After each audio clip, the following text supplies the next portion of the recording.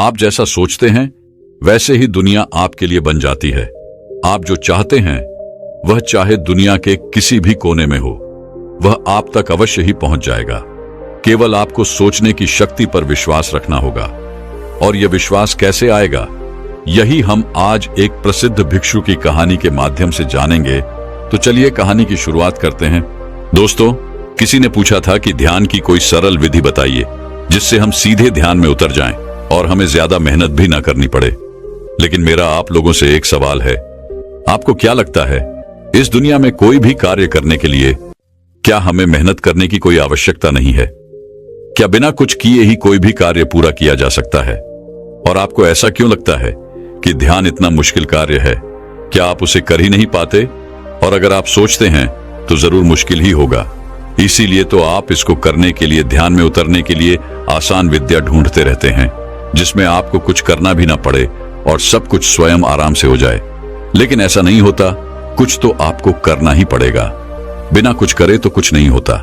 याद रखिएगा, जो जितना कठिन परिश्रम करता है उसे उतना ही अधिक मीठा फल भी मिलता है, और जो परिश्रम नहीं करते उन्हें उतना ही कम मिलता है।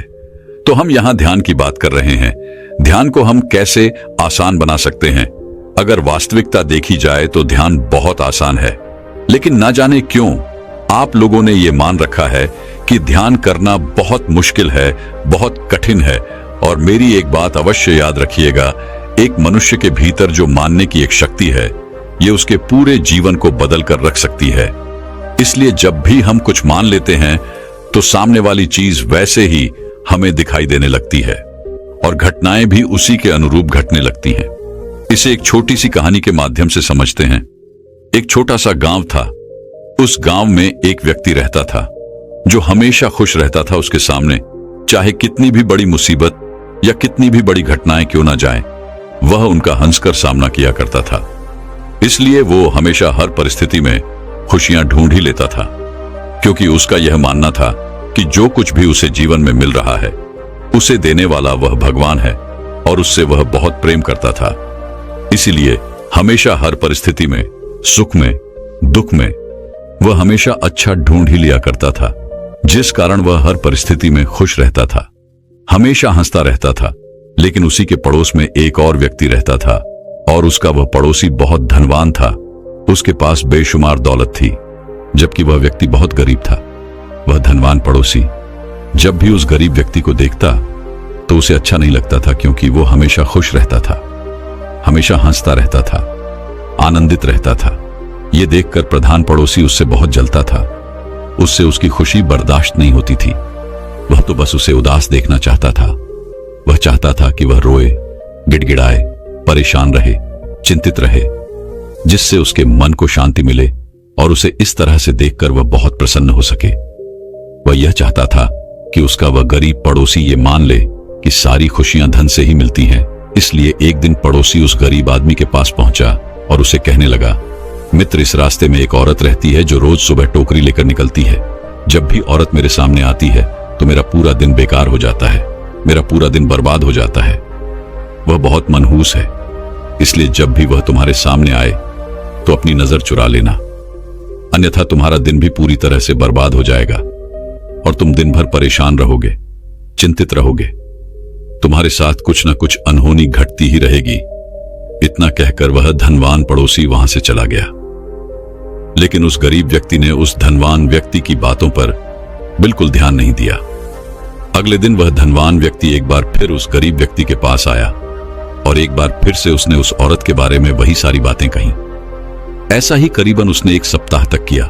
वह हर रोज आता और उस गरीब व्यक्ति को उस औरत के बारे में इस तरह की बातें बताता और फिर अपने काम पर निकल जाता।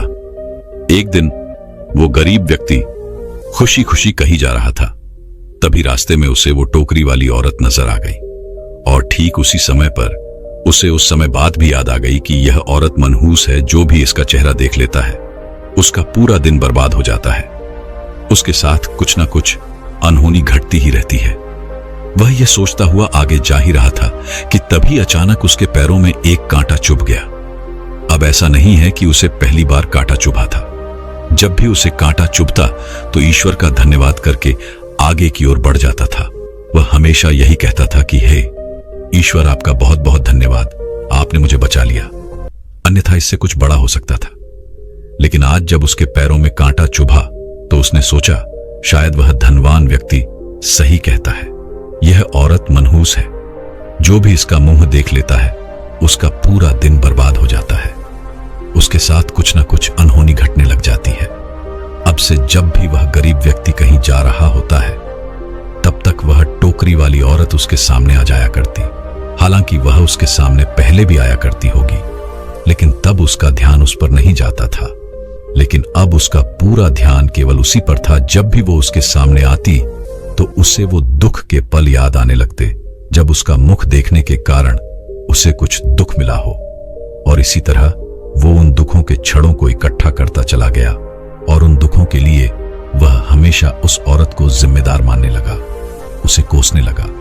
और इसी प्रकार धीरे धीरे उसके मन की जो खुशियां थी वह क्षीण होती चली गई। वह हमेशा दुखी रहने लगा था, परेशान रहने लगा था। अब उसके साथ कुछ भी अच्छा नहीं होता था। वह छोटी से छोटी चीजों में भी दुख ढूंढ ही लेता था। ऐसा ही कई दिनों तक चला और अब वह उस औरत से बहुत परेशान हो चुका था। वह उसे किसी तरह से भी छुटकारा पाना चाहता था। एक दिन वह अपने मार्ग में आगे जा रहा था कि तभी उसके सामने वह औरत आ गई। उसे देखते ही उसका पैर फिसल गया और वह पास ही के एक गड्ढे में जा गिरा।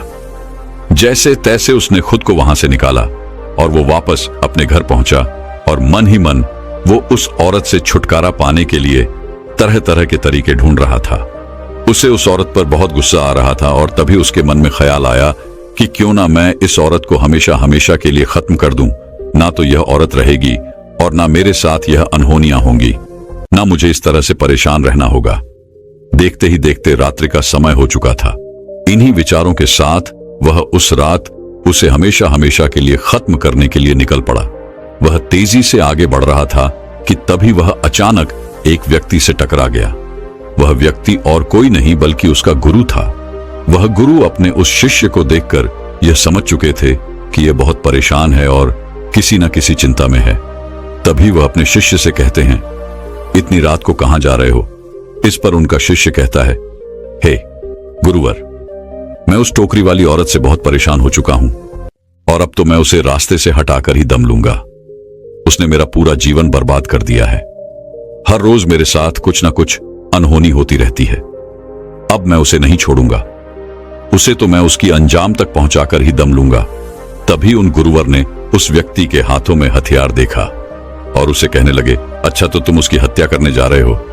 इस पर वह गरीब व्यक्ति कहता है, हे गुरुवार, उसने मेरे सुखी जीवन में आग लगा दी है। मेरा जीवन पूरी तरह से बर्बाद हो चुका है।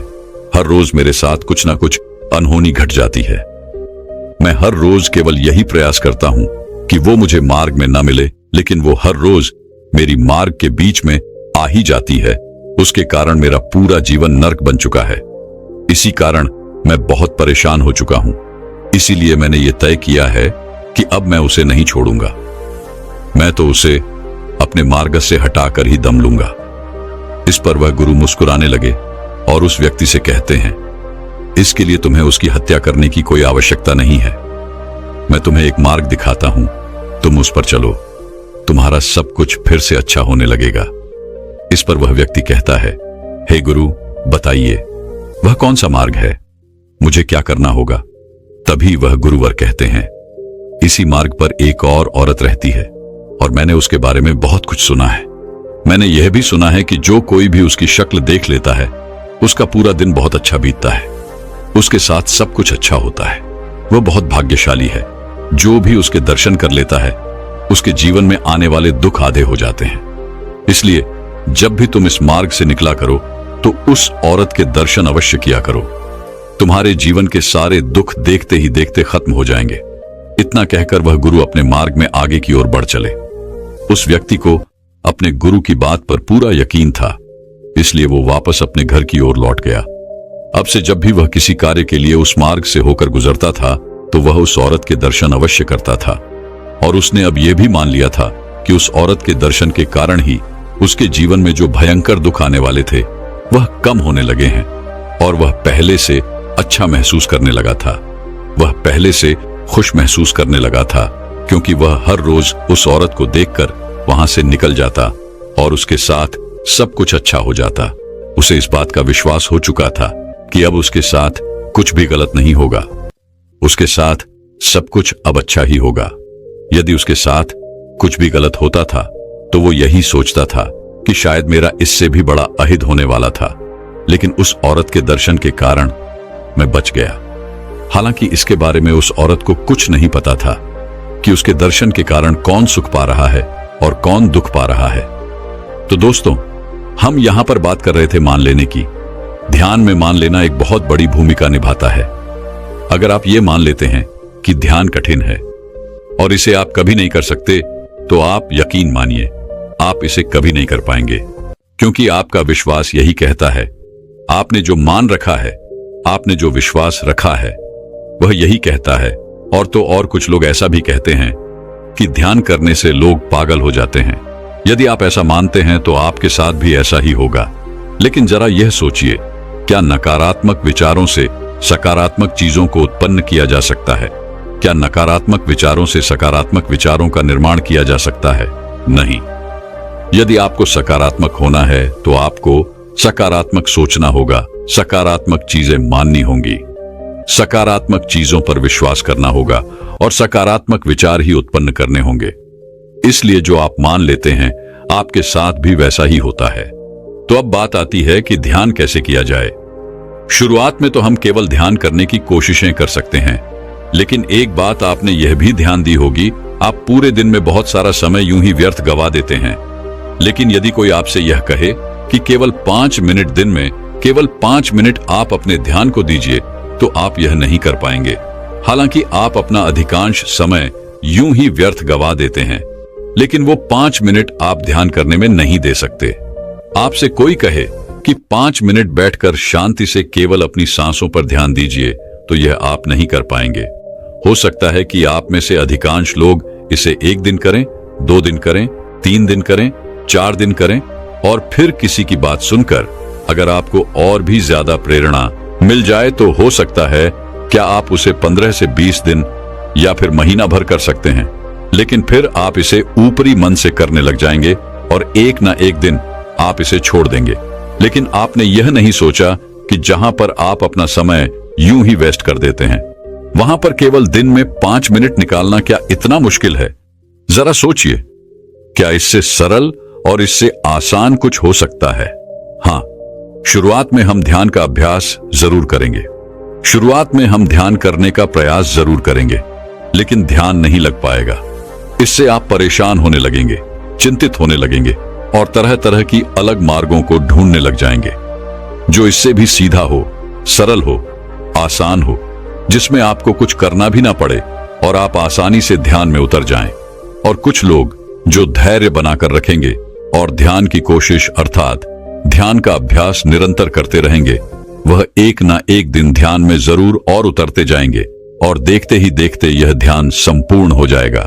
और जब आप एक बार उस ध्यान में उतर जाएंगे, तब आप अपने जीवन को देख सकेंगे, उसकी वास्तविकता को जान सकेंगे, अपने आप को पहचान सकेंगे। तब आपकी सोच और समझ का विस्तार होने लगेगा। महात्मा बुद्ध भी इसी तरह से ध्यान किया करते थे। वह केवल अपनी सांसों पर ध्यान लगाया करते थे, क्योंकि सांस ही एक ऐसी चीज है जो आपके साथ हमेशा रहती है। जब तक आपका यह शरीर है, तब तक आपकी सांसें भी हैं और तभी तक ध्यान संभव है। बिना सांसों के या बिना शरीर के ध्यान नहीं किया जा सकता। सांस रूपी या एक ऐसा यंत्र है जो आपको मिला हुआ है, जिस पर आप कभी भी, कहीं भी, किसी भी अवस्था में ध्यान केंद्रित कर सकते हैं। बाकी ऐसी कोई चीज नहीं जिसे हर जगह, हर समय अपने साथ आप लेकर चल सकते हो और वह आपको इस भौतिक जगत से आपके आंतरिक जगत तक जोड़ती हो। क्या आपने कभी एक पल के लिए सोचा है कि आपको दिन भर में कितनी सांसें आती है और कितनी सांसें जाती हैं? क्या आपने कभी इस पर ध्यान दिया है? क्या आपने कभी यह भी ध्यान दिया है कि क्या आप सांसें ले रहे हैं या नहीं? तो चलिए एक छोटा सा प्रयोग करके देखते हैं। आप सबके पास मोबाइल फोन तो होगा ही, जिसे आप यूज करते हैं। आपके पास इंटरनेट भी होगा। आपका जब मन करता है तब आप अपने फोन पर उंगलियां चलाने लग जाते हैं। कुछ नहीं तो आप बार बार फोन ऑन ही करके देख लेते हैं।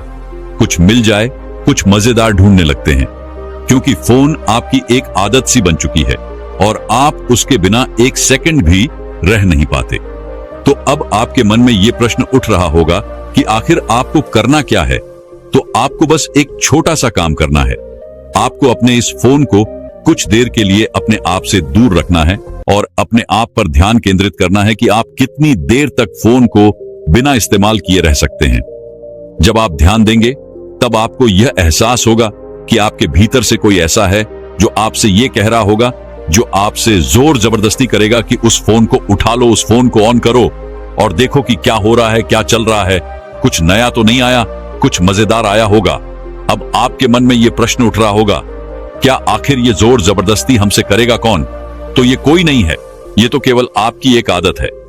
और ये आदत घटना चाहती है, क्योंकि हम जो भी आदतें अपनाते हैं वो आदतें घटने के लिए ही होती है और वह सभी घटना ही चाहती है। वह आपके द्वारा बाहर की ओर कार्य करना चाहती है। और अगर यह एक आदत है जो आप पर हावी हो रही है, तो आंखें बंद करना और ध्यान देना कि आप में यह आदत कहां से आई है और आपके भीतर यह कहां समाई हुई है। क्या आप इसे जान सकते हो? क्या आप इसे पहचान सकते हो? क्या आप इस पर नियंत्रण पा सकते हो? अगर हां, तो कैसे? और यह केवल एक आदत नहीं है, ऐसी कई सारी आदतें हमारे भीतर यूं ही छुपी हुई है जो हमारे द्वारा बाहर के कार्य करना चाहती है, अर्थात घटना चाहती है। और इन्हीं आदतों के कारण हमारा निर्माण होता है। यही आदतें हमारा निर्माण कर रही हैं, और वो भी बिना हमारी अनुमति के। क्या आपने इस बारे में कभी सोचा था? ऐसे ही जीवन की छोटी छोटी बातों में आप ध्यान को केंद्रित कर सकते हैं, उसमें अपने आप को ढूंढ सकते हैं, समझ सकते हैं, पहचान सकते हैं, उनकी वास्तविकता और सत्यता को देख सकते हैं। हो सकता है यह प्रयोग आप में से कई लोगों को समझ में आया हो और ना भी समझ में आया हो। यदि आपको समझ में आया तो आप मुझे कमेंट में जरूर बताइएगा, और यदि आपको यह प्रयोग नहीं समझ में आया तो भी आप मुझे कमेंट में बता सकते हैं। कर्तव्यनिष्ठ इंसान बनने के लिए केवल एक ही विचार को बार बार सोचकर कैसे सफलता प्राप्त की जा सकती है, इसी विषय पर हम अगली कहानी आपको सुनाएंगे। तो चलिए कहानी की शुरुआत करते हैं। दोस्तों, पूरे राजमहल में पायल की झंकार गूंज रही थी। मंत्री, सेनापति और अन्य सभी सभासद नशे में पूरी तरह से डूबे हुए थे। यहां तक कि सम्राट भी पूरी तरह से मदहोश हो चुके थे। भोग विलास का यह दृश्य देखकर गुरुवर को बहुत तकलीफ हुई। उनके सीने में मानो एक खंजर सा गड़ गया। वह यह सोचने लगे, क्या यह वही राजा है जिसे एक महान नायक बनाने के लिए मैंने सालों तक उसे प्रशिक्षण दिया था? और आज यह सब क्या हो रहा है? गुरुवर राजा को सम्राट की गद्दी पर बैठाकर वन में स्थित अपने आश्रम चले गए थे, और जब उन्हें राजा के इस व्यवहार के बारे में पता चला, उन्हें राजा के द्वारा किए गए इन कर्मों के बारे में पता चला, तो वह शीघ्र ही राजमहल आ पहुंचे। और राजमहल में यह दृश्य देखकर वह खुद को रोक न सके। उन्होंने एक गहरी सांस ली और कठोर आवाज में चिल्लाते हुए कहा, बंद करो ये सब। उन गुरुवर की इस कठोर आवाज को सुनते ही वहां पर उपस्थित सभी लोग एक पल के लिए मौन से हो गए, मानो उन गुरुवर की आवाज ने सभा के नशे को पूरी तरह से चीर कर रख दिया। संगीत थम गया और उन गुरुवर की आवाज को सुनकर वह सम्राट चौंक गया। किसी तरह से उसने होश संभाला और उठ खड़ा हुआ। उसने उन गुरुवर को प्रणाम किया। इस पर वह गुरुवर क्रोधित होते हुए सम्राट से कहते हैं, सम्राट, जीत पर सोओगे तो हार में उठोगे। कर्म ही मनुष्य का धर्म है, और जो यह नहीं करता वह कमजोर और नकारा हो जाता है। इस पर वह सम्राट जवाब देते हुए उनको वर से कहता है गुरुवर, क्षमा कीजिएगा, परंतु जब से मैं सम्राट बना हूं तब से मैंने केवल राज्य ही संभाला है। मैं राज्य को संभालने में इतना व्यस्त हूं कि मैंने अपने ऊपर तनिक भी ध्यान नहीं दिया है। और ऐसा सम्राट होने का भला क्या फायदा, जहां हमें हर दिन केवल कठपुतली की तरह काम ही करता रहा। कठपुतली की तरह मैं नचाया जाता रहा हूं। ना तो मैं अपनी इच्छा से उड़ सकता हूं, और ना ही अपनी इच्छा से बैठ सकता हूं, और ना ही मैं अपनी इच्छा से कहीं बाहर जा सकता हूं। जहां तक कि मेरा विवाह भी आपके लिए एक राजनीति ही थी। जब से मैं सम्राट बना हूं तब से मैं एक पल के लिए भी चैन से सो नहीं पाया हूं। और ऐसी अवस्था में यदि मैंने थोड़ा सा सुख पाने के लिए समारोह आयोजन कर लिया, थोड़ा सा भोग विलास कर लिया, तो इसमें क्या बुरा हो गया? यदि मैं एक सम्राट होकर भी सुख ना भोगूं तो भला मेरी इस सफलता का क्या फायदा। अगर सफल होने के बाद भी मुझे उसी प्रकार संघर्ष करते रहना है जिस प्रकार मैं पहले कर रहा था, तो भला मेरी ऐसी विजय का क्या लाभ। इस पर वह गुरु मुस्कुराए और उन्होंने राजा से कहा, सम्राट, तुम सफलता और भोग विलास को एक चीज समझ बैठे हो, तुम विजय और आराम को एक चीज समझ रहे हो। अगर तुम्हारे जैसा ज्ञानी सम्राट, तुम्हारे जैसा ज्ञानी महाराजा अगर ऐसी भूल कर सकता है तो इसमें मेरी ही गलती है। अगर तुम जैसे सम्राट को इतना गंभीर भ्रम हो सकता है तो इसे मुझे विस्तार में तुम्हें समझाना ही चाहिए। आगे गुरुवर उस भरी राज्य सभा में राजा से कहते हैं, सम्राट, सबसे पहले तुम मेरी यह बात समझो कि संघर्ष से ही शक्ति प्रकट होती है। यदि विषय सरल बना दिया जाए तो कोई भी विद्यार्थी उसमें अपना मस्तिष्क नहीं खपाएगा, अर्थात वह अपना दिमाग कभी नहीं लगाएगा और उसका दिमाग कभी तीव्रता से काम करना सीख ही नहीं पाएगा। और यदि कभी आपत्ति ना आए तो सिपाही भी साहस नहीं जगा सकेगा। ठीक उसी प्रकार अगर जीवन में संघर्ष ना हो तो हम मनुष्य के भीतर की वह आंतरिक शक्ति कभी नहीं जागती। इसीलिए सफलता का असली मतलब होता है संघर्ष करते रहना, चुनौतियों को स्वीकार करना और संघर्ष करके खुद को और बेहतर बनाते जाना, शक्तिशाली होते जाना। इसीलिए संघर्ष का मतलब दुख नहीं बल्कि आत्मा की प्रगति होती है। उन गुरुवर के यह शब्द सम्राट के हृदय को भेद रहे थे। सम्राट ने उन गुरुवर की सारी बातें ध्यानपूर्वक सुनी और राज्यसभा में मानो एक सन्नाटा छा गया। तभी वह सम्राट दोनों हाथ जोड़कर उन गुरुवर से कहता है गुरुवर, मुझे क्षमा करें, परंतु मैं यह जानना चाहता हूं, यदि मैं भोग विलास ना करूं, यदि मैं समारोह का आयोजन ना करूं, तो मेरे इस मन को सुख कैसे मिलेगा। मेरा यह मन भला कैसे शांत हो पाएगा, मेरे मन को चैन कैसे मिलेगा। इस पर गुरुवर उस सम्राट के इस बात का जवाब देते हुए कहते हैं, है राजन, अगर तुम्हारी प्रजा भूखी है तो क्या तुम कभी चैन की नींद सो सकोगे। अगर यह बात जानते हुए भी तुम चैन की नींद सो जाते हो तो तुम सम्राट कहलाने के लायक नहीं हो। और यदि तुम एक सच्चे सम्राट हो तो यह बात तुम्हें कभी सोने नहीं देगी। यह बात तुम्हारे मन को कचोड़ती रहेगी और तुम्हारे मन को कभी चैन नहीं मिलेगा। फिर चाहे तुम कितना भी भोग विलास क्यों ना कर लो, फिर चाहे तुम कितना भी ऐशो आराम का जीवन क्यों न जी लो, फिर चाहे तुम कितने भी समारोह का आयोजन क्यों ना कर लो, लेकिन यह संगीत का नाच गाना तुम्हें कभी चैन से नहीं रहने देगा। इसलिए है राजन, पूरी निष्ठा से कर्तव्य का पालन करो, क्योंकि एक राजा के लिए उसकी प्रजा ही सब कुछ होती है। अपने प्रजा की सेवा में जुट जाओ, अपना कर्तव्य पूरा करने के लिए दिन रात संघर्ष करो। संघर्ष से ही तुम्हारी आत्मा की शक्ति जागृत होगी। आत्मा की शक्ति से ही तुम मन को साथ पाओगे, मन को नियंत्रित कर पाओगे, और एक बार यदि तुम मन पर नियंत्रण साथ लोगे तो तुम गहरे आनंद का अनुभव कर पाओगे, जो इस तुच्छ शारीरिक सुख से कहीं ज्यादा अधिक गहरा है। और केवल तभी तुम्हें यह भी नजर आने लगेगा कि जिस संघर्ष को तुम कष्ट समझ रहे थे वह तो उन्नति की सीढ़ियां हैं, जिसे चढ़कर ही तुम उन्नति पा सकते हो। और यही सीढ़ियां चढ़कर तुम अपनी आत्मा को और प्रबल भी बना सकते हो। इसलिए है राजन, सफलता का असली मतलब सुख नहीं बल्कि कर्तव्य पालन और निष्ठा है। गुरुवर की यह सारी बातें सुनकर सम्राट के आंखों से पर्दा हट चुका था। वह उन गुरुवर की हर एक बात को अच्छी तरह से समझ चुका था।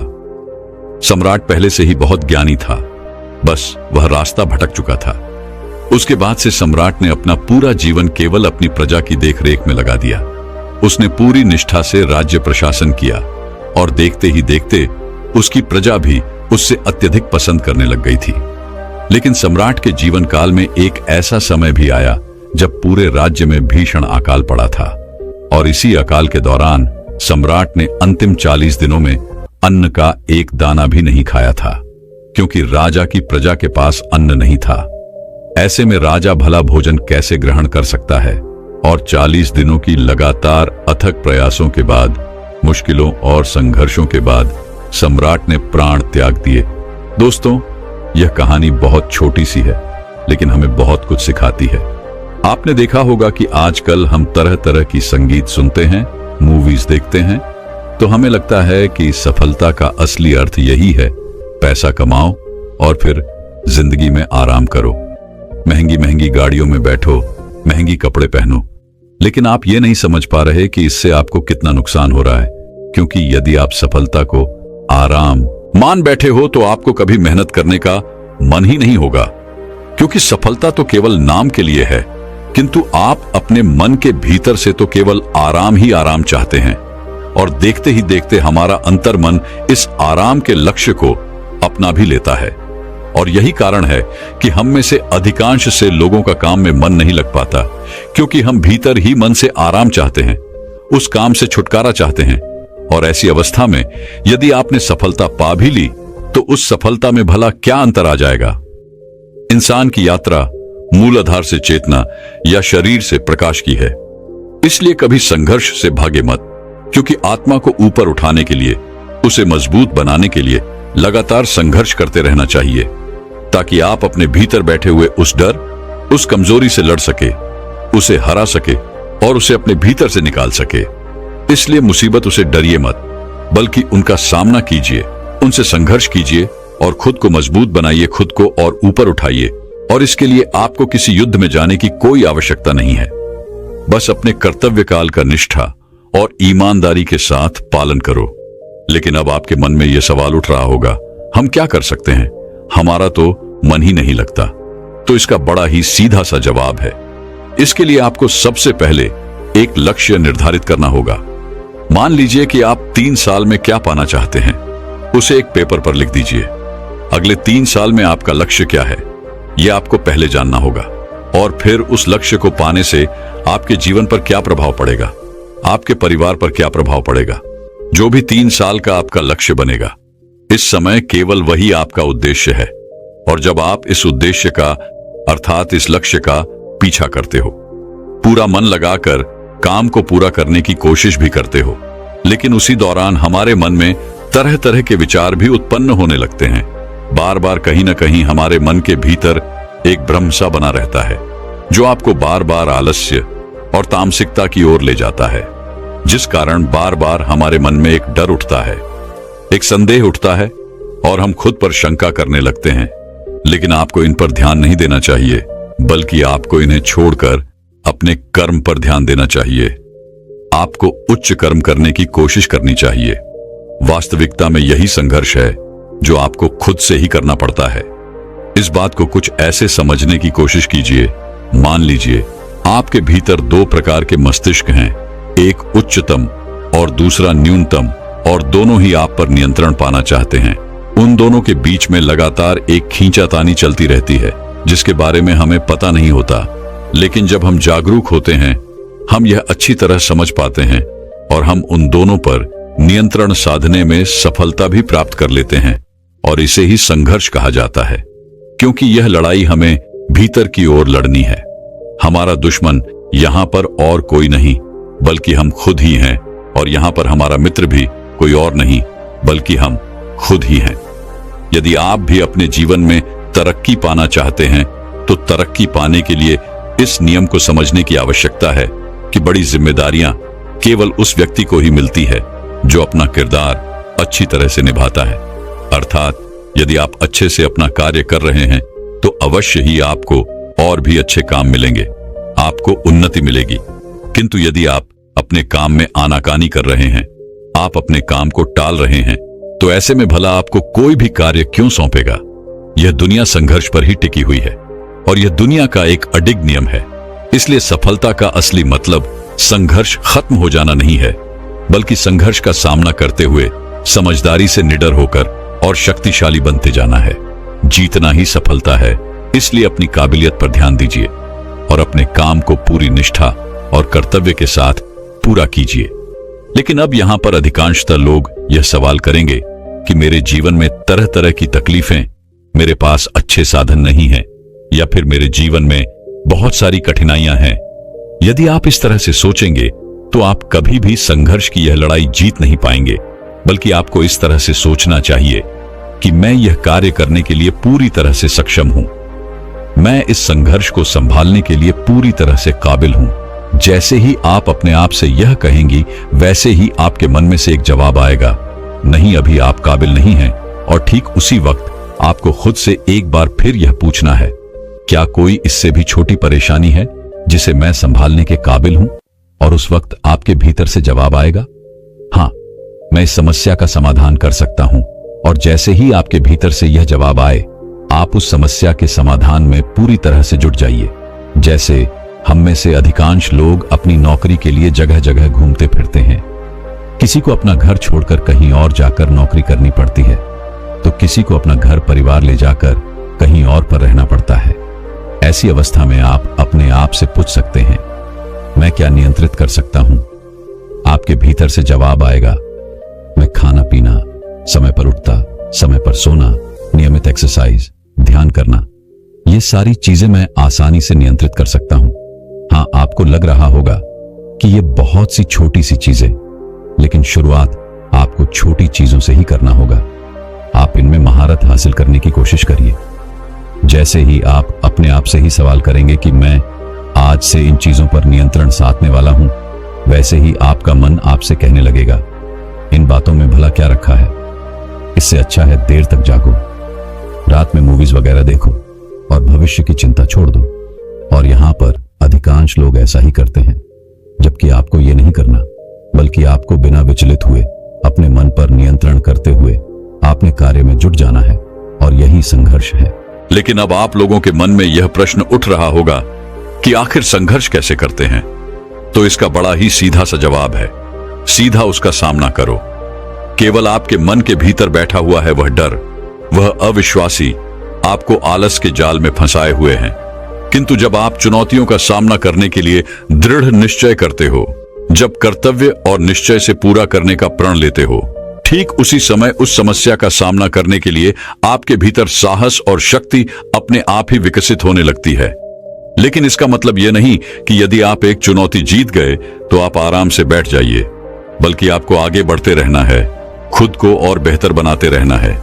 इसलिए जब आप एक चुनौती जीत जाओ तो आगे बढ़ो और अपने आप को और बेहतर बनाओ, क्योंकि आपने यह रास्ता अपनी उन्नति के लिए चुना है। और यदि आप उन्नति करना चाहते हैं तो आपको लगातार आगे तो बढ़ते ही रहना होगा।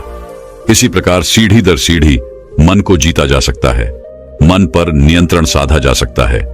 और जैसे जैसे आप अपने मन पर नियंत्रण साधते जाएंगे, आप देखेंगे कि आपके भीतर लगातार परिवर्तन हो रहा है और आप छोटी से छोटी चीजों का समाधान बड़ी सरलता से निकाल लेते हैं।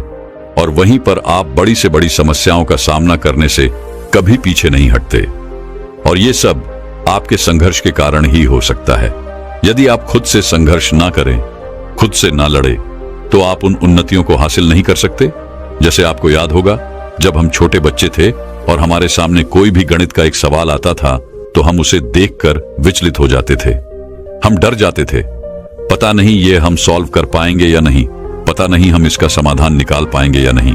लेकिन जैसे जैसे आप उस पर कार्य करते हैं, जैसे जैसे आपको शिक्षक उसके बारे में अच्छी तरह समझाते गए, वैसे वैसे हम उसका समाधान निकालने में सक्षम हो पाते हैं। और ऐसा इसलिए होता है क्योंकि हमारे पास वहां पर उसके अलावा दूसरा और कोई रास्ता नहीं था। और जब आप इसी सोच के साथ आगे बढ़ते हैं तो आप हर समस्या का समाधान निकाल सकते हैं।